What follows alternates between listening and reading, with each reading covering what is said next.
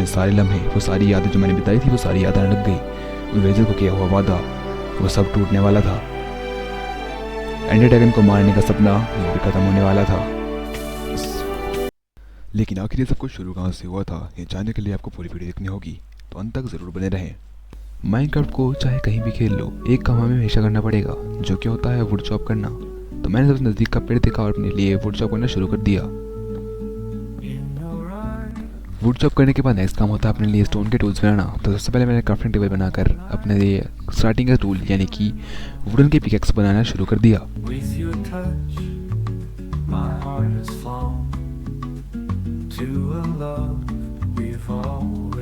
क्योंकि वुडन की पिकैक्स बन चुकी थी, तो अब बारी थी कॉबलस्टोन माइन करने की, क्योंकि यहीं से हमारी प्रोग्रेस स्टार्ट होती है।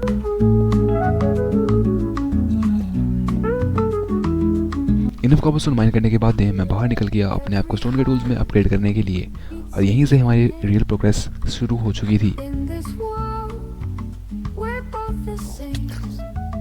इसी बीच मेरा सबसे बड़ा नाइटमेयर आया, जो कि था बेबी ज़ॉम्बी। क्योंकि मैं अभी भी नया ही पीसी में शिफ्ट हुआ था, और उसके बाद बेबी ज़ॉम्बी के ऊपर मेरा एम बिल्कुल भी परफेक्ट नहीं था। फिर मैंने अपनी क्राफ्टिंग टेबल को यहाँ से उठाया और निकल गया वर्ल्ड एक्सप्लोर करने के लिए, क्योंकि मुझे देखना था कि मेरे आसपास आखिर है क्या। थोड़ा आगे निकलने के बाद में ही मुझे यहाँ पर शीप दिखाई दे गई।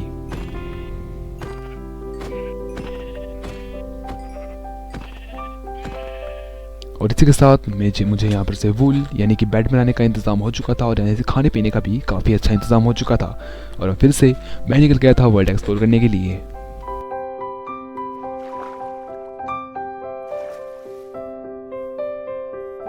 वर्ल्ड एक्सप्लोर करते करते मेरा पहला दिन खत्म होने को आया था, और यहाँ पर सनसेट एंजॉय करने का मुझे पहला मौका मिला।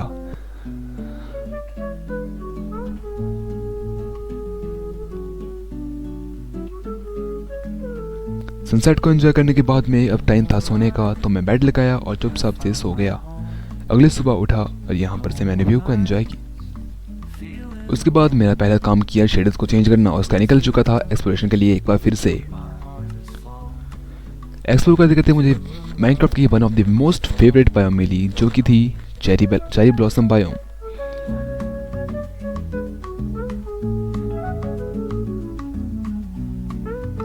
चेरी बायोम में थोड़ी देर एंजॉय करने के बाद में मैं निकल गया एक बार दोबारा से एक्सप्लोरिंग के लिए। लेकिन थोड़ा एक्सप्लोर करने के बाद मुझे ये पता लग चुका था कि एक्सप्लोरिंग करने से ज़्यादा कुछ होने नहीं वाला, तो मुझे जाना होगा माइनिंग के लिए। तो मैंने केव्स ढूंढी और निकल गया माइनिंग करने के लिए डायरेक्टली, क्योंकि आयरन मेरी सबसे पहले नीड हो चुकी थी।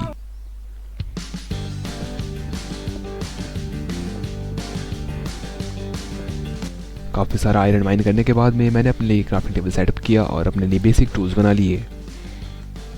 बेसिक टूल्स बनाने के बाद में अब मैं वहाँ से बाहर निकला, और मेरे सामने ही थी एक विलेज। तो मैं निकल गया डायरेक्टली विलेज के लिए, और वहाँ पर सबसे पहले विलेज के नज़दीक जा करके मैंने अपना बेड सेट किया, क्योंकि मैं मरने के बाद प्रोग्रेस खोना नहीं चाहता था।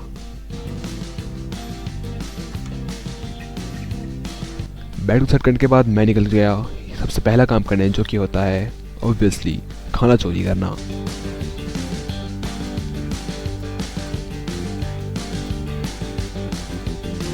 उसके बाद अगला काम जो होता है आयरन गोलम से पंगे लेना, और आयरन गोलम को अपने पीछे भगा करके 3 ब्लॉक ऊपर चढ़ के आयरन गोलम की कोई मौत के घाट उतारना।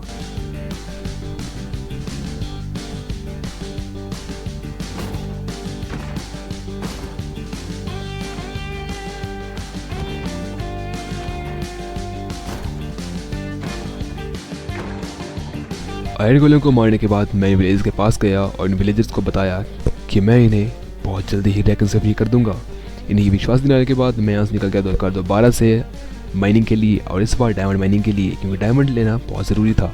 लेकिन मुझे नहीं पता था कि मेरी डायमंड माइनिंग कुछ ऐसा मोड़ ले लेगी और मुझे कुछ ऐसा मिल जाएगा जो कि मुझे पूरी तरह से अंदर से हिला के रख देगी। जैसे ही मैं डायमंड माइनिंग के लिए जा रहा था, मुझे मिल गई एंशिएंट सिटी। एंशिएंट सिटी मिलने के तुरंत बाद जो मेरा पहला दिमाग में थॉट आया वो था वार्डन गार्ड खौफ।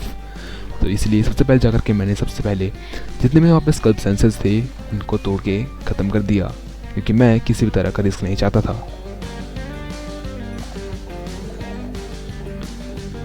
उसके बाद मैं निकल गया दोबारा से डायमंड माइन करने के लिए, और बहुत जल्द मुझे यहाँ पर डायमंड्स ही मिलने वाले थे। लेकिन डायमंड से पहले मेरा स्वागत किया इस वार्डन स्पॉनर ने, तो इसको ही मैंने तोड़ करके ख़त्म किया क्योंकि मैं कोई रिस्क नहीं चाहता। उसके बाद मैंने करी बहुत सारी डायमंड माइनिंग, क्योंकि डायमंड्स बहुत ज़रूरी है, क्योंकि मैं कभी भी मर सकता हूँ।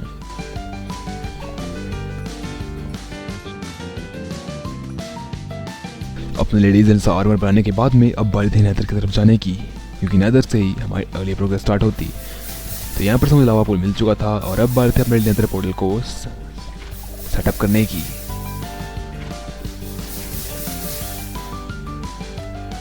नेदर पोर्टल को मैंने सेटअप किया, शेडर्स को ऑन किया और अब बारी थी नेदर की तरफ चढ़ने की, क्योंकि हमारा अगला पड़ाव वही था।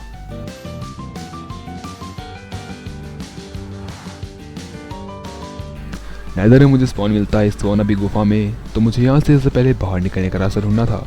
तो मैं निकल जाता माइनिंग करने के लिए और बाहर निकलते ही मुझे दिखता है क्रिम्सन फॉरेस्ट, और मेरा नेक्स्ट टास्क था एक फोर्ट्रेस ढूंढना, क्योंकि वहीं से हमें ब्लेज रॉड मिलने वाली थी। तो मैंने अपने नेदर एक्सप्लोरेशन को एक बार दोबारा से शुरू कर दिया।